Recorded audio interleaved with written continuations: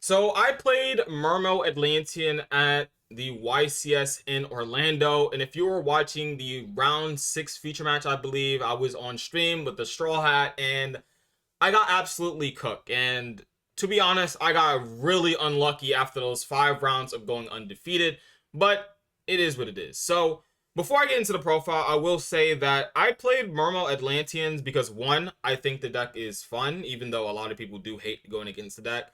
I really think the deck is really cool in what it does. It's just unfortunate that the best way to play the deck is to hand loot.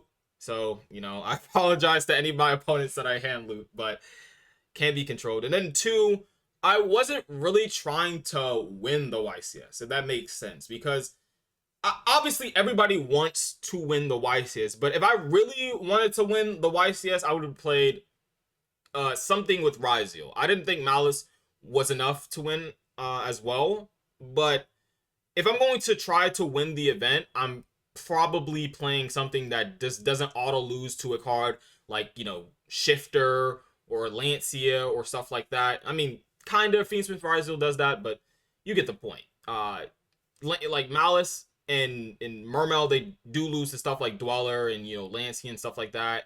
So that's why I decided to play this deck. It's just because I like the deck, and my goal wasn't really to like win this YCS, so just get my first top. So let's get started into the profile, and I'll talk about like other things that came up and after I show off the cards. So let's start off with the main deck. I think the main deck is definitely the most important thing about this profile. 3 Neptibus.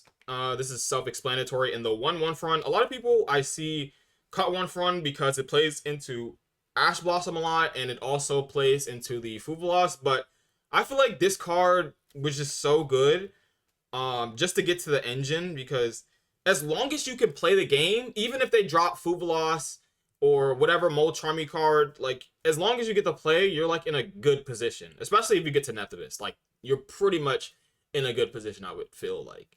They would have to have an insane hand to like really destroy you, I would say. And then 3 Dragoons. This card is, mandatory.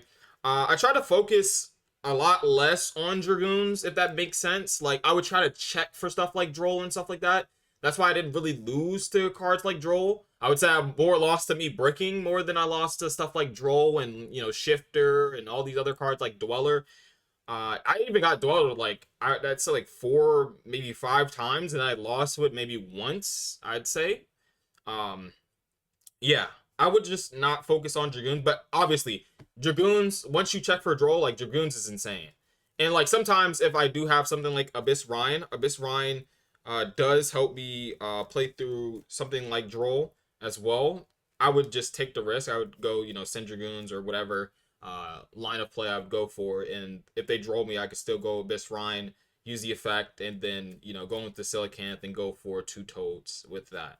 So Abyss Rhine, obviously really important, especially with the new card, the Poseidra Abyss. I'll get into that. Or not Poseidra Abyss. Poseidra, the Storming Atlantean, which I'll get into in a bit. And then the 3 copy of Shadow Squad. These cards, let me get the blur. This is kind of blurry. But yeah, Shadow Squad is really good. Being able to get access to something like Neptibus is just super important. Like all these cards that get you to Neptibus are super important. That's why I just want to maximize on getting to that. And maybe in the future I will play something like Deep Sea Diva because it's just so important to get to something like Neptibus. And I did saw I think a profile, I think it was top 64 that did play Diva, so I'm definitely going to experiment with that in the future. So for the next Atlantean and Mermail cards, we had the 3 Poseidra, the Storming Atlantean, the 1 Heavy Infantry, the 3 copies of Abystius, and then the 3 copies of the Abyss Pike. So Poseidra was insane, honestly. I would say this card was the MVP of the event, because the thing about Mermail is like the deck is already super insane going first. If you could normal summon Neptibus or get some a way to Neptibus, you're in a super good spot going first.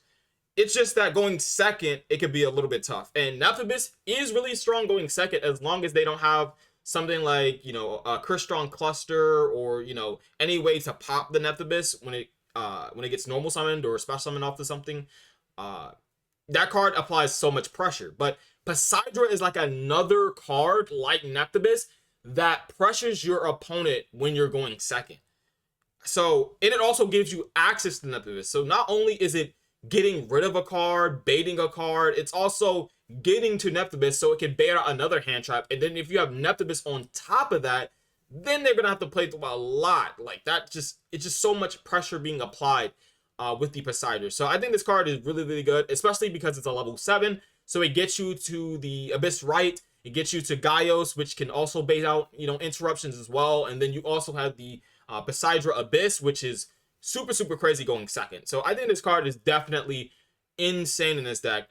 And then Heavy Infantry, I really think this card is solid. I know a lot of people thought about cutting Heavy Infantry, but I really think it's really good for utility. It's also really good for interruptions in case you get like Full Veloz or something.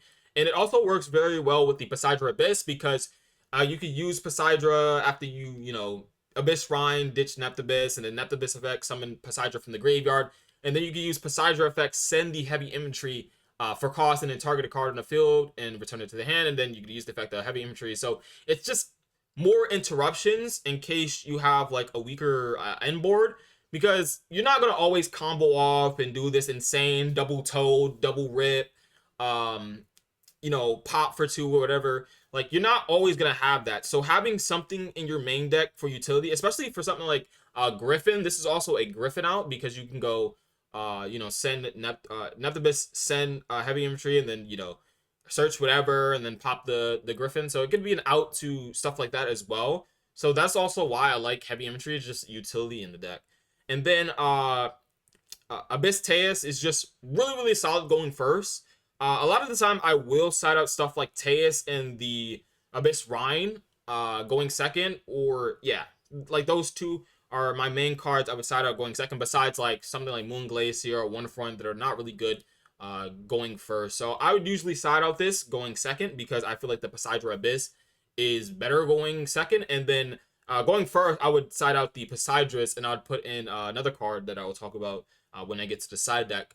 I would side this out going first. So that is it for that. And then 3 Abyss Pike, because I do play the Silicant. Silicant, I wasn't sure if I was going to play this. I thought about playing 40 cards and cutting, or 41 cards and just playing like the 1 Pike, but I was just too scared to like do that, especially for like a big event like this. So I was very comfortable with playing something like Silicant, but I feel like in the future you could definitely get away with cutting like 2 of the Abyss Pike and the Silicant. As you've seen in the top 64 deck profile, I'm pretty sure he only played 1 Abyss Pike, so you could definitely get away with it. I think it's definitely a way you can go with this deck. You don't have to play Silicant, but for comfortability sake, I did play the 3 Pike and the 1 Silicant, and I think it was pretty decent. Obviously, in the feature match, as you've seen, I did get drolled into Ash, so it didn't really matter. Or I think it was Valor, Imperm. Either way, they stopped my, you know, way to get the Silicant. But I think Silicant overall was pretty good for me. And then for the rest of the water monsters, I played the Deep Sea Minstrel, and then the One Moon Glacier. These cards were really solid. Obviously, Minstrel being able to hit out stuff like Nibiru and Droll and Ash and all these hand traps, so you could play your turn out. Mainly, this would be for Nibiru, because Nibiru is super insane against your deck. And I don't even side this card going out, or I don't side this card out going second. Like, I would keep this card in my deck because there's a lot of the times, because you're starting off with Poseidra, you're not doing the standard Mermail Neptibus combo where you're playing around Nib and you don't have to deal with any other hand traps. Like, you have to deal with your opponent's board. So a lot of the times you have to like go for Deep Sea Minstrel when you have like a lot of resources with the Dragoon, and then check for Nib so you can safely go for game. So that's a lot of the time what I'm doing with this deck, is just using Minstrel going second. Even even going second, I would just keep this in just to check for Nib and stuff like that. And then Moon Glacier, obviously, like, this card just insanely crazy. I would use this a lot of time, not only in the combo, but like if I get Fuvalos, I would try to go for this and then try to set up like a Poseidon or a heavy infantry line where I can interact with my opponent, rather than just, I don't know, just passing turn. You can't really do anything other than, commit so much into Fuvalos, and then you can get hit with stuff like Imperm Nib, et cetera, et cetera. So I try to, not go into the extra deck, maybe go into the extra deck once for something like Abyss Gaios or Dweller that can be really strong against certain decks. So, and then, on top of that, I'd have like Moon Glacia plus like Heavy Infantry or the Poseidon combo with Nephthys. So, that is it for the water monsters. Let's get into the hand traps, which I did play 18 hand traps, which is insane. I'm definitely going to cut down on hand traps. I'll talk about that in a bit, though. Let's get into the hand traps. We played the 3 Fuvalos, the 3 Perulia, we played the 3 Ash Blossom, the 3 Nibiru, the 3 Effect Veiler, and then the 3 Imperm. Now, the reason why I played all of these hand traps is that I was scared of playing a deck that's just too good going first and not really going second. We all know that Mermail Atlantean is good going first. That's like, I don't need anything else going first. I don't need like 3 Minstrel. I don't need like all these other really good going first cards like Cross Out and Called By and all this other stuff. I just want it to win going second. And that's why I also played 3 copies of the Poseidon Abyss, is that I wanted this deck to go second. I didn't want to play going first. If obviously if I go first and I, open up Nephthys, all this crazy stuff, or Teus plus a Dragooner squad, like obviously I would, try to go for that. But mainly my main goal is to try to go second, because this deck weakness, or a lot of people say that this deck cannot go second. So, I was really scared to just play a deck that's just really good going first and not going second. So I tried to fit 18 hand traps in this deck. Moving forward, though, I'd probably either cut Veiler, or I would cut down on the ratio of something like the Abyss Rhine or something like that, or like maybe even Teus, crazy enough. Teus is not really that important. You obviously can search it with the Abyss Rhine. So moving forward, I would probably either cut, down on engine, maybe like cut it down to 2 or 1 copies, and then, or I would either, cut out something like Veiler that is weaker than something like Imperm. So I think this hand trap lineup is pretty decent. It's pretty fine. I think all of these serve a lot of purpose. And I will say that there's theory behind this. So Fuvalos obviously is the best hand trap to have in this game, or in this format right now. But Perulia, I main decked it because it's really good against the Yugioh cards, and it prevents them from going for Dweller. And if they go for Dweller, then they are forced to play into stuff like, Nib or Imperm, or, any combination of hand traps that can stop them from going crazy. So that's why I wanted to play something like Perulia in the main deck.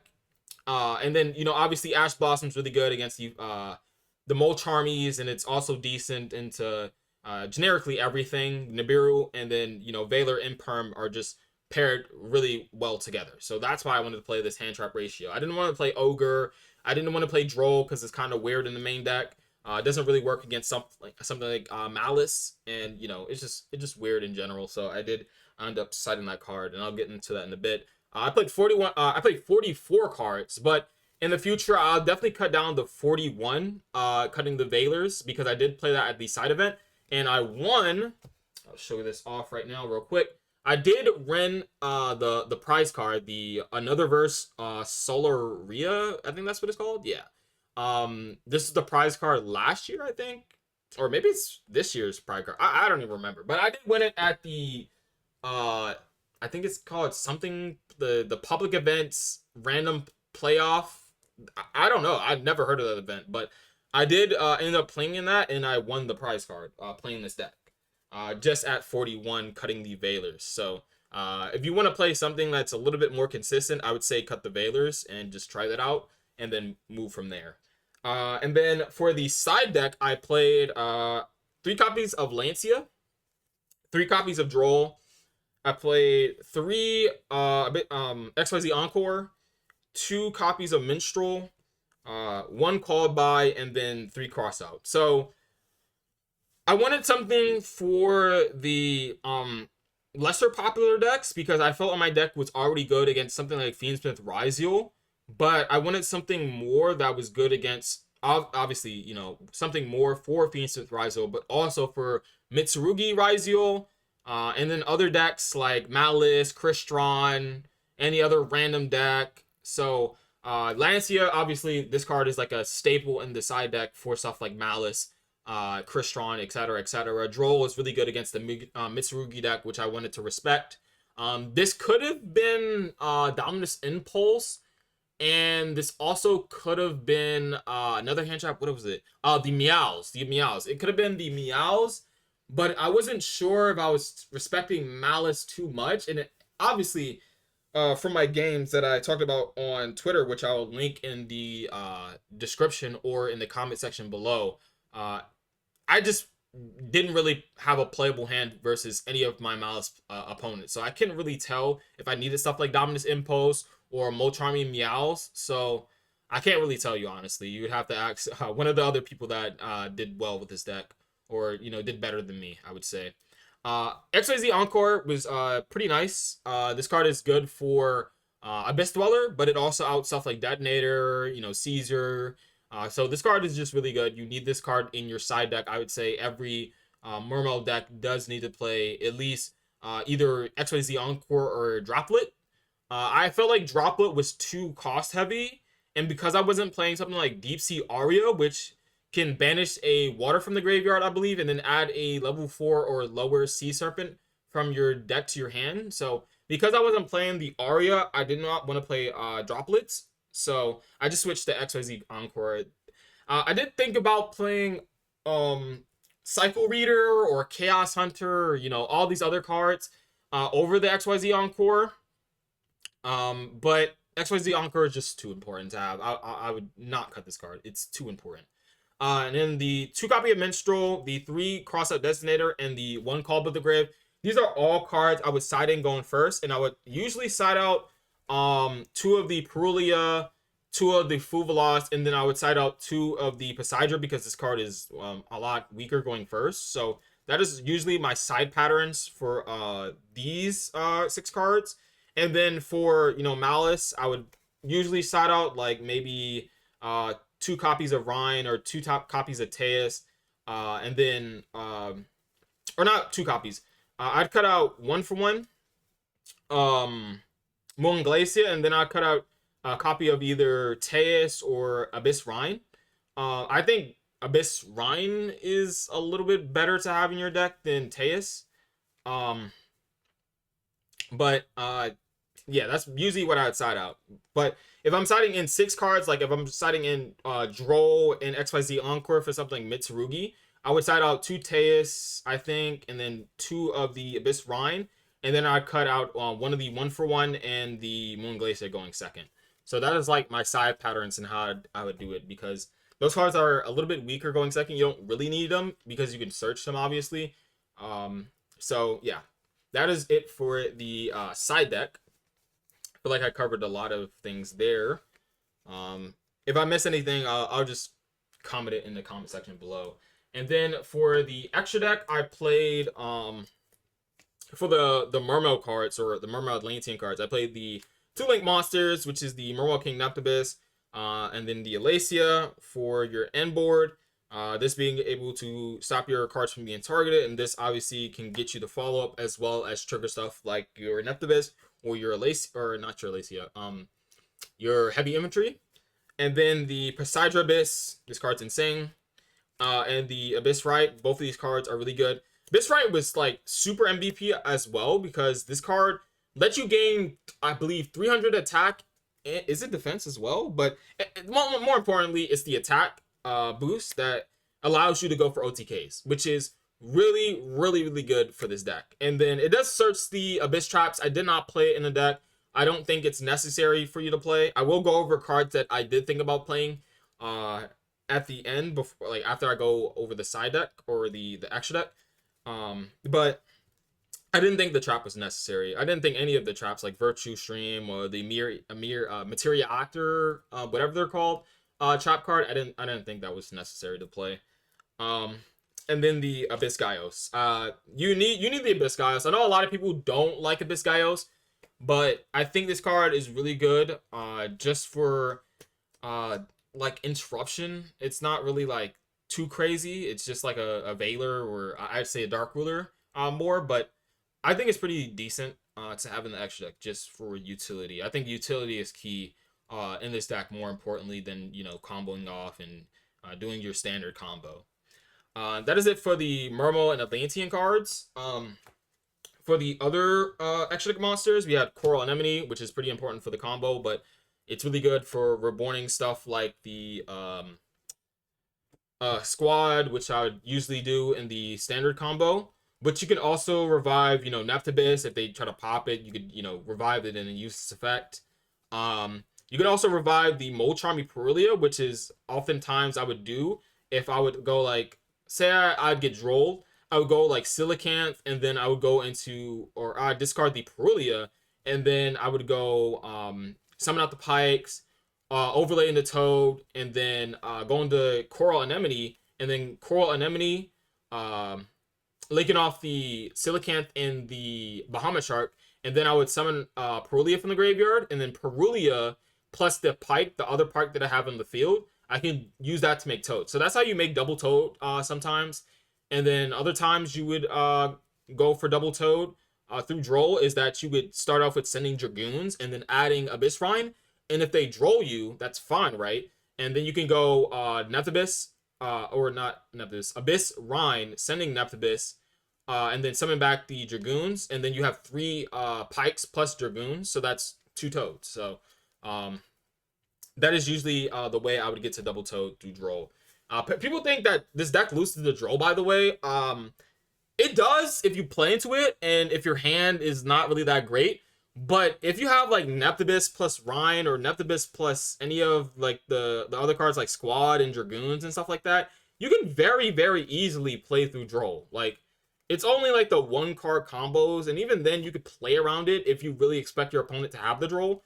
It really doesn't hurt you as long as you don't play into it very heavily. Especially if you have something like Imperm Ash, like you can afford to play into stuff like or expect your opponent to have Droll and have a weaker end board, but you're now respecting something that you would kind of auto lose to if you played very heavily into it. So I honestly, I don't even think I lost to Droll. I think maybe once this entire event I've lost to Droll. Other than that, I played around it very, very consistently, I would say. At least the times that I got to play the game, because a lot, like, I swear, like, every Malice player, one of the games I just do unplayable going first against them. And then for the rest of the extra deck, the Virtue Dragon, the double Bahamut Shark, the double Toad, Abyss Dweller, Abyss Kraken, or Stealth Kraken, Changing, and the Ice Jade Edron. The Virtue Dragon is obviously for the combo.